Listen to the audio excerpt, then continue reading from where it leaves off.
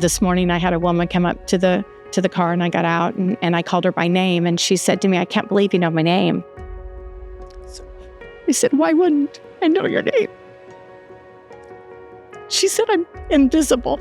I said, "You're not invisible. Not if I know your name. You're not invisible." Before I worked at Matthew's Hope, I would see a homeless person on the street. I would look at them, and then I would not look at them. If they were walking towards me, I would cross the street. I would do whatever I had to not to speak to them. I would think, get a job. Now, it is not that way. We label people too quickly, and it's easy. They're an easy target to blame things on. How can you get a job when you go in someplace and you're so dirty, they don't even want to talk to you. They won't even look at you, much less hire you. A lot of times we're the only people they see. I had a guy in outreach yesterday ask me, "Can I hug him?" And he said, "Can you just hug me?" And I said, "Yeah, I can hug you." When you're alone and you're in the woods or wherever you are and you have what you feel is no human connection, that is huge. That is huge for anybody, just to feel that they are seen, they're known, you know their name. I think as a whole, people are shocked by what we do, and that homeless people really are human. They have feelings, they have needs. They're not invisible. Not to me, they're invisible. Hi everyone, I'm Tracy Lewis from Imagine Marketing, and in a moment I will turn things over to Pastor Scott, who is the founder and CEO of Matthew's Hope, as well as Shelley Bradford, who is the president and executive of Matthew's Hope. And they will be joined by Vickie, who is a staff member with Matthew's Hope. Welcome to this week's episode of Straight Talk, No BS with Matthew's Hope, presented by Imagine Marketing.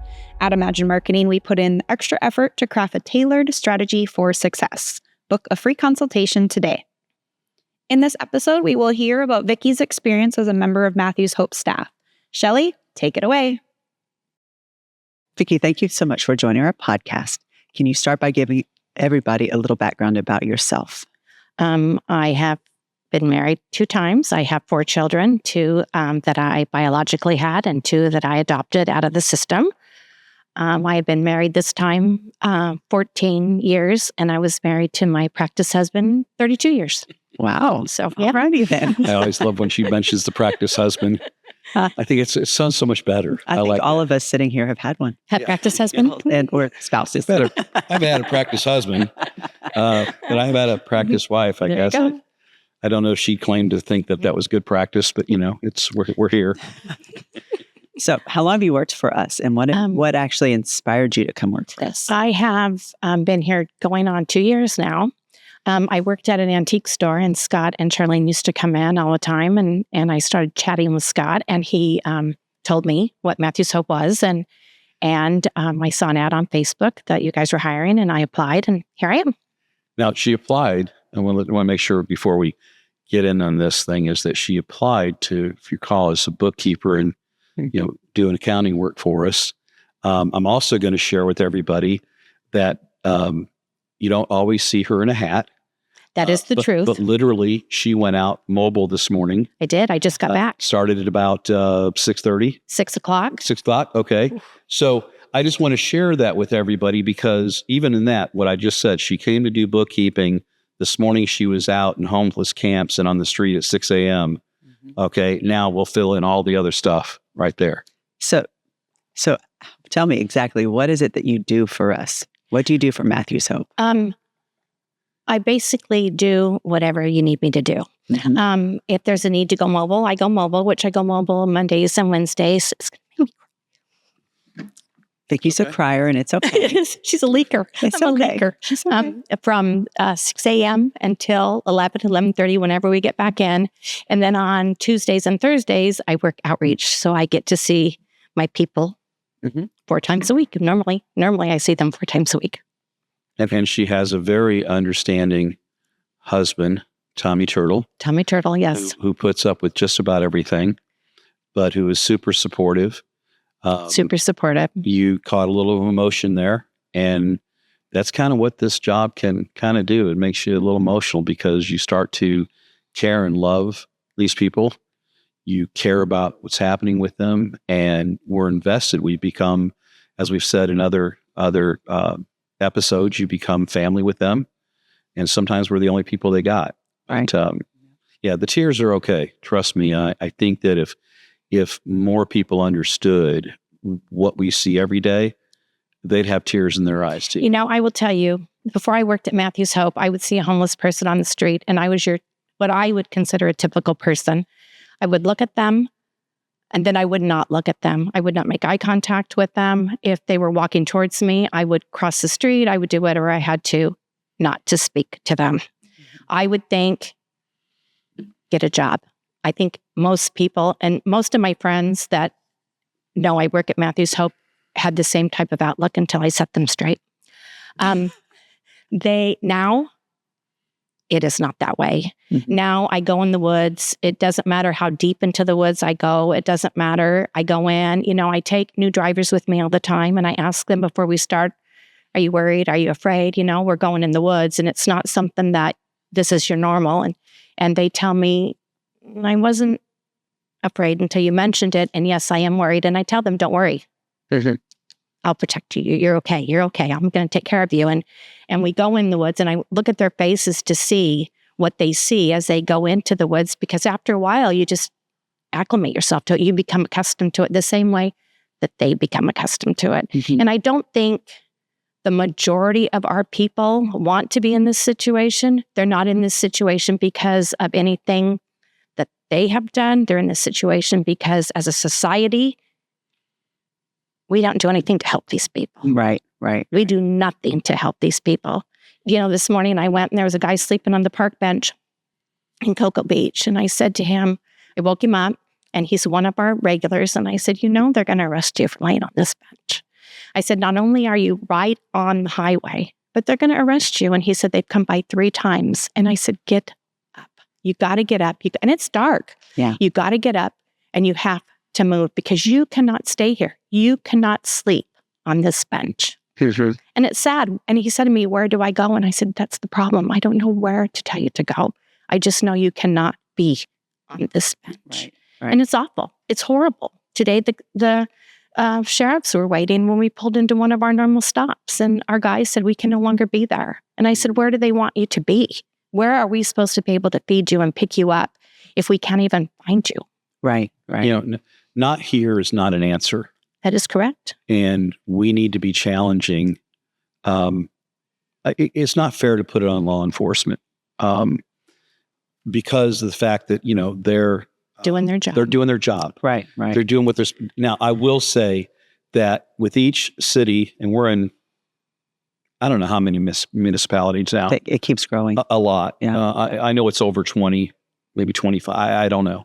But each municipality has a few officers that are very kind and empathetic and try their best to just try to move people along without getting them in trouble or connecting them with us. That's is happening more often now, where they're connecting us together. But the other side of it is that, like this man this morning, and I know who she's talking about. I think it's one. There could be one of many, but in this particular case, his choices are to keep moving. And how long can your body keep moving, especially when you're at an advanced age? He was asleep. It was dark. Who the hell was paying attention? Okay. And he had basically resigned himself to the fact that they've been by 3 times. If they arrest me, they arrest me. Yeah. Where do I go? I got no place I can go. Here's not an answer. And again, we need to start challenging our local, county, and state officials on what the answer is, because not here is not it. And that will not fix a damn thing. And we're spending more money incarcerating homeless people than what it would actually cost just to house them and give them services. The problem when we incarcerate these homeless people is they take them and they lose everything that they had. Yeah. Whatever their positions were, they were in a bag. And now they come out of jail. And I can't tell you how many times I sit in outreach and they sit in front of me and say, I have nothing. They have taken everything, including their ID. I have nothing. Yeah. And I tell them, we got you. Don't worry. We're going to take care of this. It's the part that bothers me in particular here in Brevard County. It's very common, but it happens in Orange County also. Why are we not protecting their IDs and their their personal items. Right. Where are those ending up at? Right. Okay. They will deny this over and over again, and you're a freaking liar. Okay. You're lying. Okay. Don't give us this crap. They didn't have it. Okay. We know. Okay. Well, it happens And too much. it happens way too much. A lie. Why can't we secure knowing that this individual, if they get out, if they were trying to go to work, they now don't have an ID. They've lost a social security card. A lot of times it's their DD-214 from being in the military. These are papers they need to be able to get their benefits and to even get the very basics. It's really hard to be able to approve who you are if you have absolutely nothing. Right. Absolutely nothing. Right.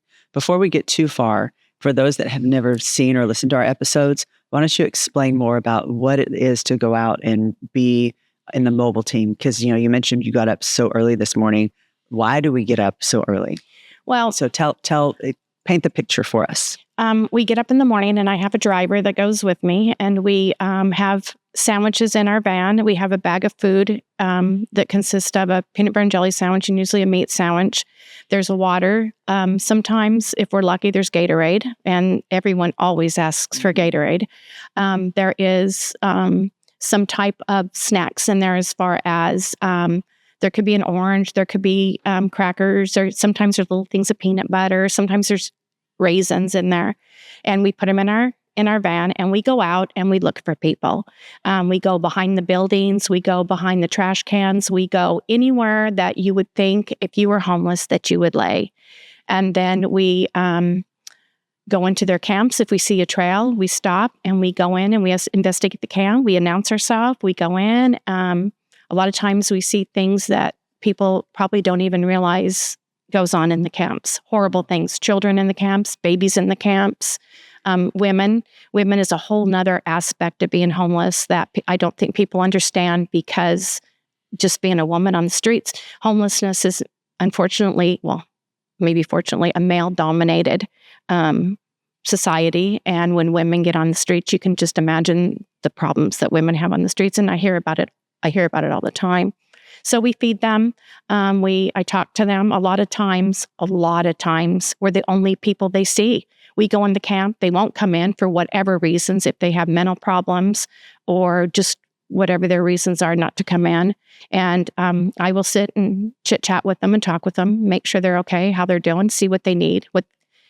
If they need clothing or hygiene items, whatever they need, we carry it on the van, and I take it to them and just try to make it so that it's not as miserable as it is. Not that it looks as it is, because not only do they have to worry about being homeless, they also have to worry about the elements when it rains and their camp's flood and all their stuff gets wet, and they have nowhere to go to take care of it. They can't, people always said to me, why don't they just get a job?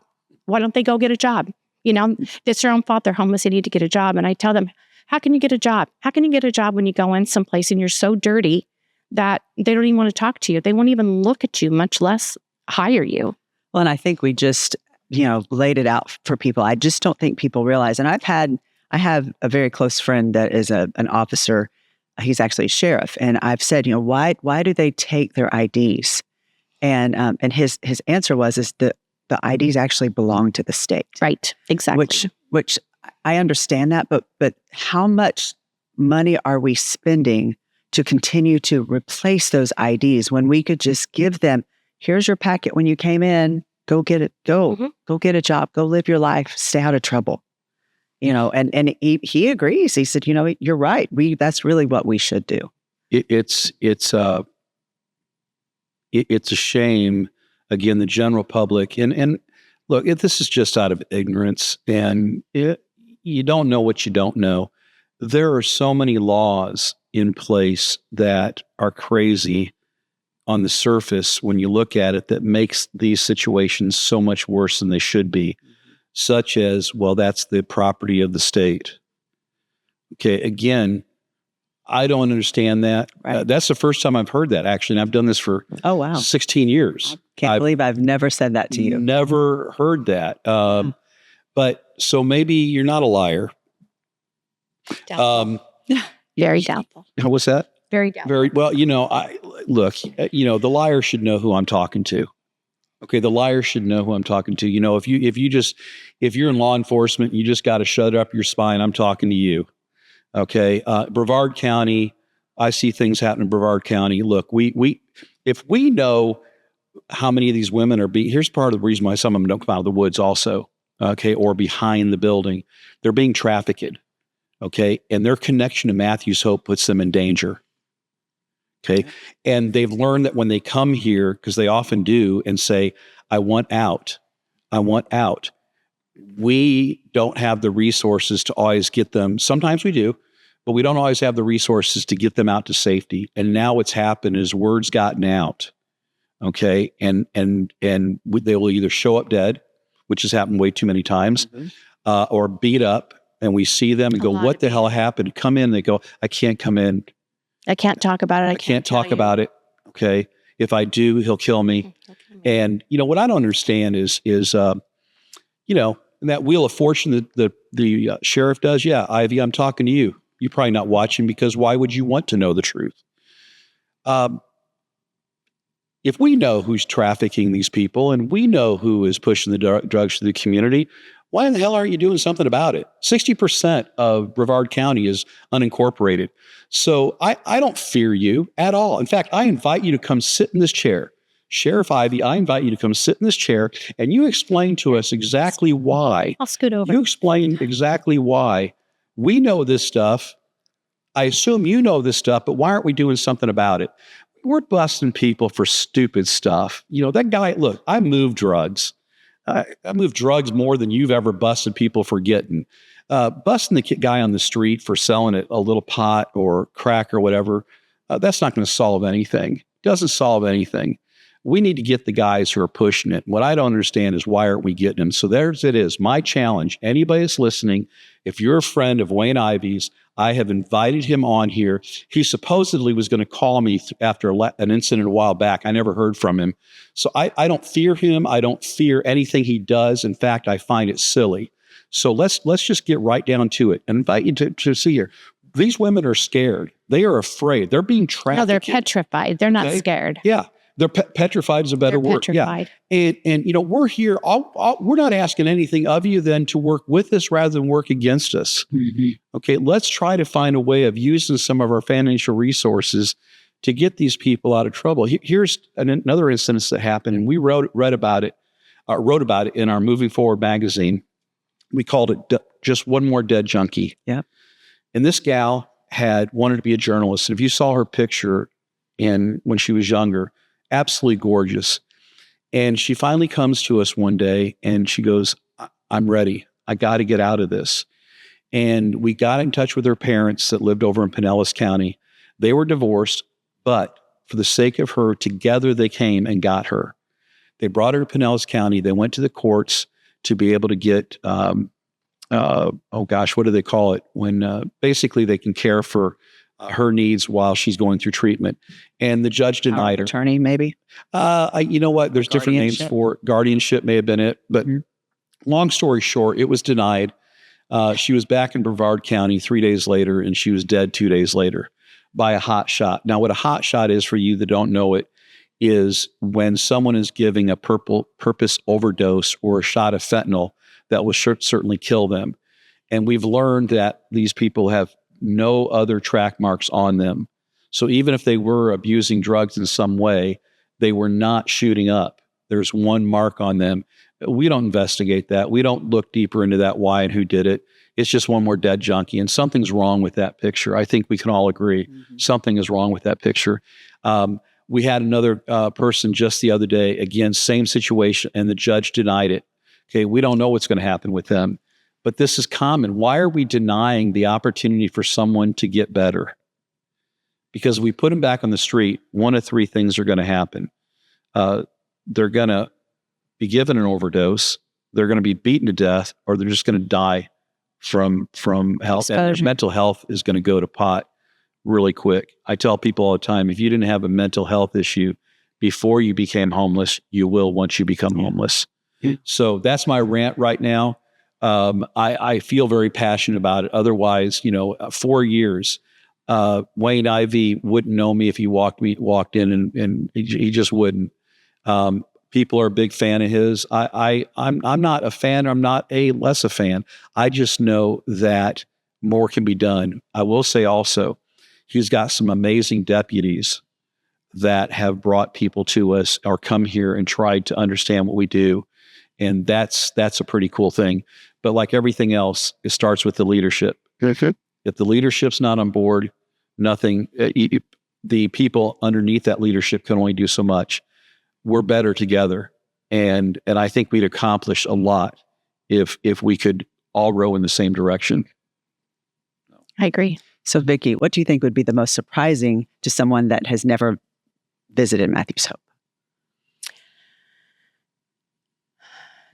I bring my girlfriends here and take them on tours just so that they can see what we do and how we do it. I think people are surprised by the amount of things that we have for the homeless people, as far as a shower and how their shower is a separate shower. It's not a big gym shower like you would have in high school or prison or whatever. How they get clothing and they get mental health and they get all the things, all the different amenities that they can get when they come here. I think that surprises everybody when they come here.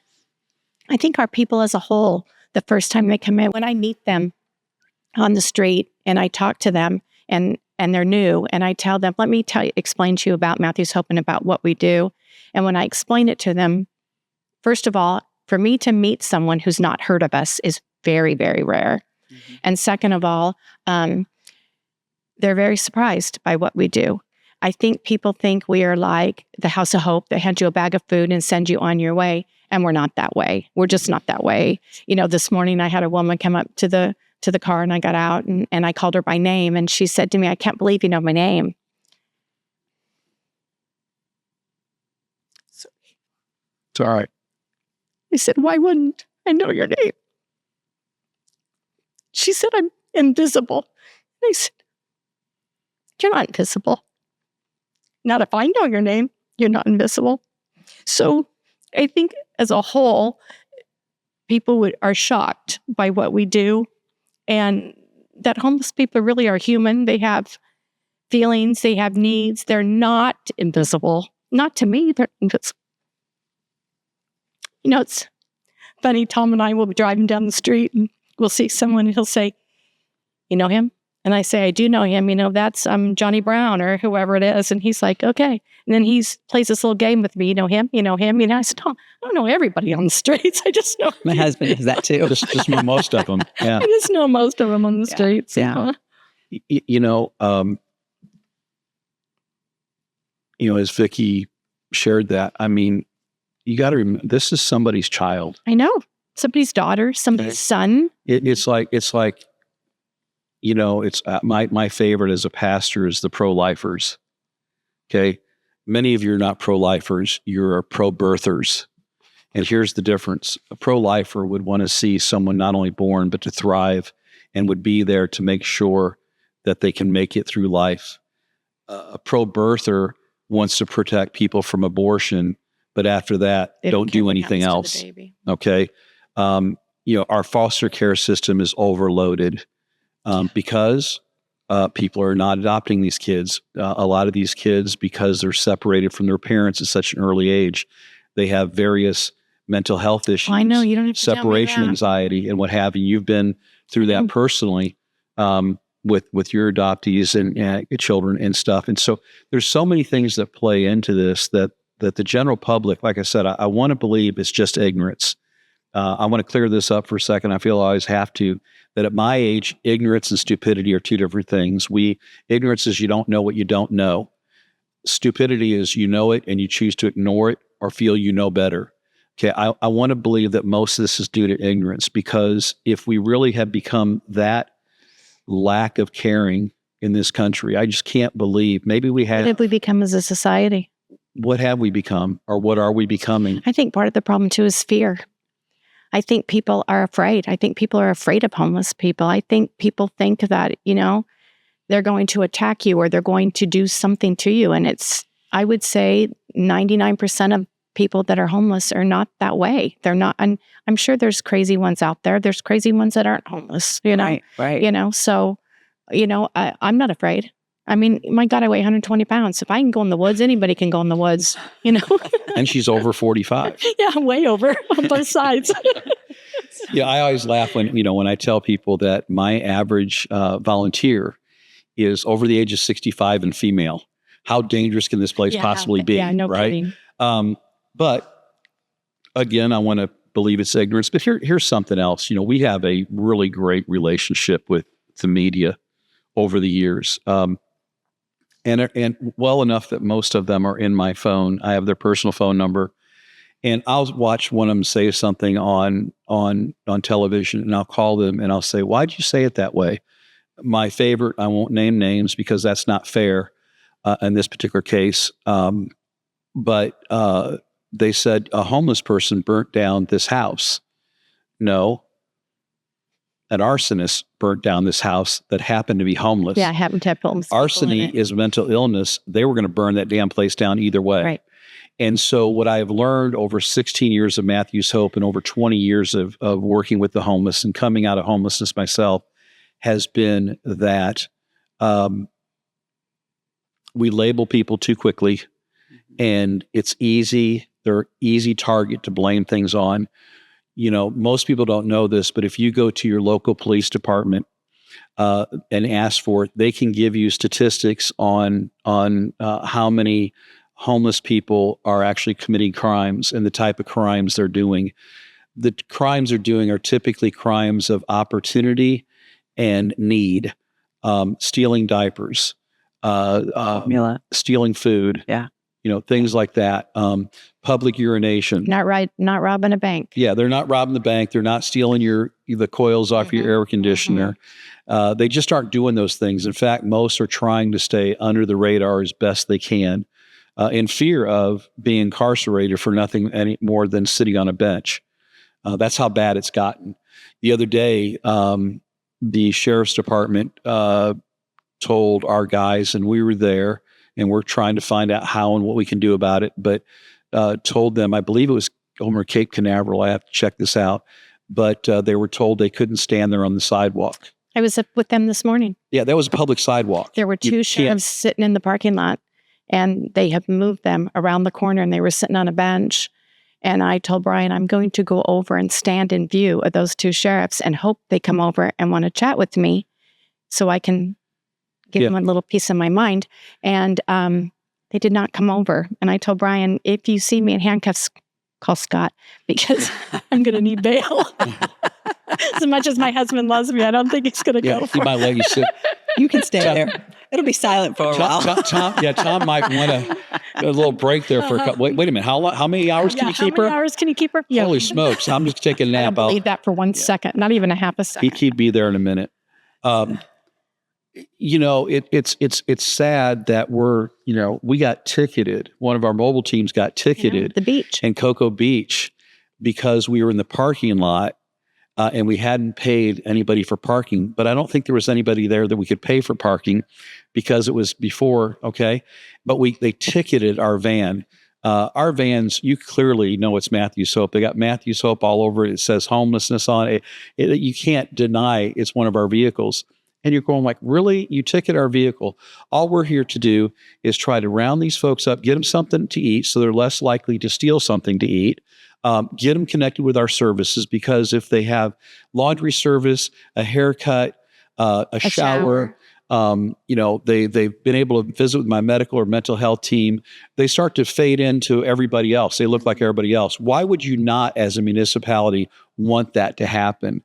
And yet try to discourage us. But I got to tell you, there's nobody's going to discourage us. We're not afraid of anybody. You just can't, you can't do this and be afraid of anybody. You can call it out for what it is. It's ridiculous. I don't think that my daughter's in law enforcement. And I told her a while back, I said, man, if I ever hear about you doing this way, someone, I will whip your ass myself. Okay. And I've never laid a hand on my kids. But, and she goes, Daddy, I would never do that. And I know she wouldn't. I know she's better than that. She would try to connect somebody with services. And look, if someone's breaking the law, I mean, come on, really breaking the law, then clearly arrest them. Right. But to arrest somebody for falling asleep on a bench and calling it camping and then turn around and giving them a second charge for camping paraphernalia because they had a blanket. Their suitcase. Are you kidding me? That's not only childish and insecure. I mean, that is such a little person It's insensitive. who put that into place. And again, I don't know who you are, but I challenge you. Come on. We'll give you a spot. Tell us why we're wrong. Tell us what's a better way. Tell us why it makes sense to incarcerate people and further disable them from having a future. Okay. One of the, someone said the other day, well, so-and-so, he took I saw him taking a crap, blah, blah, behind the bushes. I said, well, I agree. I hate that too. Can you imagine how awful that was for them? But when you lock all the public bathrooms, the one thing I know I'm going to do every day is pee and poop.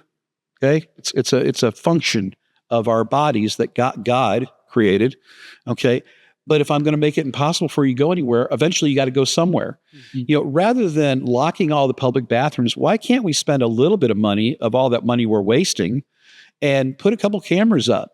And if some destruction's been done, you got them on camera, go after them. But to sit there and arrest everybody for no other reason than they're camping in public, that's ridiculous. And then to turn around, it's bad enough that we have libraries now, excuse me, public libraries that will not let the homeless come in. That now we got public sidewalks that they can't stand on while they're waiting for our bus. Public benches they can't sit on. Public benches they can't sit on because they're simply waiting for us to pull up and bring them in for services. You should be ashamed of yourselves. I agree. That's ridiculous. I agree. Vickie, what would be your message to someone watching or listening that is considering to get involved with Matthew's Hope, and as well as I think first you should come down and take a tour and see exactly what we do. And then I think you need to come in and get your feet wet. And before you know it, you'll be up to your knees and you will just work and do what needs to be done and help who needs to be helped. Yeah. Thank you, Vickie, for all the hard work. Can I tell you one story real quick? You can. Okay. It was my birthday, and we were going to dinner with my family and my kids, and they had picked the Olive Garden for us to go to. As we were going over the 520 bridge, I saw one of our guys sitting on the corner, there's a big Cocoa sign. I saw one of our guys sitting up there, and it was cold out. My birthday's in December, and it was cold for Florida anyways. So we go over there and we sit down, and Tom leans over to me and says, what do you want for your birthday? And I said, I'm going to take food and feed that guest. That's what I want for my birthday. So the waitress comes and I ask her, I want, soup, and I want just spaghetti and whatever you can. So she brought it to us, and there was a huge table. There was probably 15 of us. And she didn't bring silverware back. And I knew I know this homeless man, I know he didn't have silverware. So I took the napkin and the silverware off the table and threw it in the bag. And as I was walking out, the waitress followed me out with a little package of their plastic fork and napkin. And she said, oh, here's silverware. And I said, oh, thanks. And I threw it in my bag, and we went over and the way that the interstate and everything runs, Tom had to pull in. There's a used car lot. Tom had to pull in the used car lot, and I parked there, and I got up, and I had a dress on. And I got up and walked out, and it's dark. And I walked out to that corner there, and I tapped him on the shoulder, and he said, what are you doing here? And I said, I brought you something to eat. It's cold. And I brought you some soup and everything. He's like, oh my gosh. He said, I haven't eaten in a couple days. And I thought, well, I know you haven't eaten in a couple days because we haven't had outreach for a couple days. So I said, okay. So I gave him this spaghetti and this hot soup, and he hugged me. And the next time we had it's going to make me cry. The next time we had outreach, he came up to me and he hugged me and he said, do you know how long it has been since I've had a real spoon? He said, you gave me a cloth napkin. He said, out of everything, I kept that cloth napkin and that silverware. He said, I only have eaten with plastic silverware for years. And I thought how much we take for granted that this man is happy over a spoon, and I have a drawer full of spoons, Right. and every time I see him, he says to me, I still got my spoon. I still have my spoon. I still have my napkin. And I'm thinking, how easy it is to please someone who has absolutely nothing, and just a spoon. So my friends at Olive Garden, thank you for sponsoring that. If somebody contacts me, they can reach me at Scott at mhm25.org, and I'll be glad to pay for that. Do you want my personal phone number because I'd be happy to pay. You're not putting personal phone number out there. I was kidding. Folks, just so you know, as we get ready to close here, is sometimes, we get caught up in the moment and to care for that need as best we can. And, I don't want to make light of it, but at the same time, I would be happy to pay for that. But I would also tell you that, again, that was an amazing gift to him. Something so minimal. So minimal. I know, so minimal, and you don't even realize it. You don't realize what you're giving someone that to you is minimal, but to them, it's a huge deal. I had a guy in outreach yesterday ask me, can I hug him? Can you just hug me? He was having a horrible day. He'd thrown a fit. He was being told he had to leave. And I went up and talked to him and I said, this is not you. What are you doing? And he said, I'm just having a rough day. And I said, we all have rough days, but don't get kicked out. This is the only place you can come that we're going to help you. And he said, can you just hug me? And I said, yeah, I can hug you. And I understand that when you're alone and you're in the woods or wherever you are and you have what you feel is no human connection, that is huge. That is huge for anybody, just to feel that they are seen, they're known, you know their name, you hug them, they ask you, hey, can I hug you? They tell you their stories, whether they're crazy stories or regular stories, but I listen to them and say, okay, yeah, I understand. So what I appreciate the most about you, Vickie, is, and I was so glad when you decided to boomerang back, is you actually have a great intuition for our guests. You do have that. I mean, a lot of our staff do, but there's something special about you because you're so pretty. Oh, thank you. Nobody really expects you to be so intuitive to homeless people. And I really do appreciate that. Thank you. I appreciate that. Yeah. Thank you very much. The girl cleans up really well. Yeah. She really does. Now, I agree. I will say that, we take a lot of pictures. And let me just touch on this before we close. And some people say, well, how unkind of you to take their pictures and show them. And I want to say, well, how much money have you sent to me? And what I mean by that is if we don't tell the story, we can't do what we do. That's why we take the pictures, but we also ask for permission. Yeah. We have them sign off on that. So most of them are happy to have their picture taken. Well, those of you that get wired, our homeless people understand what we're trying to do. But those of you get really wired up, ask yourself, besides getting wired up, what was the last thing you did to actually help somebody? But I will agree with this also, is that out of all the pictures that are taken, I see Vickie on one knee more than anybody else I've ever had on my staff. Charlene would be probably, Charlene and Sarah. Yeah. But I mean, it's, and that doesn't make my others any less. It's just that when you're in such a submissive position and you're looking them in the eye, it means so much to them. And it's such a simple gesture. I don't even realize I am doing it. And that's just because God made you that way. You made me cry again. Thank you for being you. Thank you, Vickie. Yeah, thank you. Absolutely. Thank you for having me. Keeping me. And thank you to everybody for watching and listening. Please like, subscribe, and share to this podcast to help us reach a larger audience.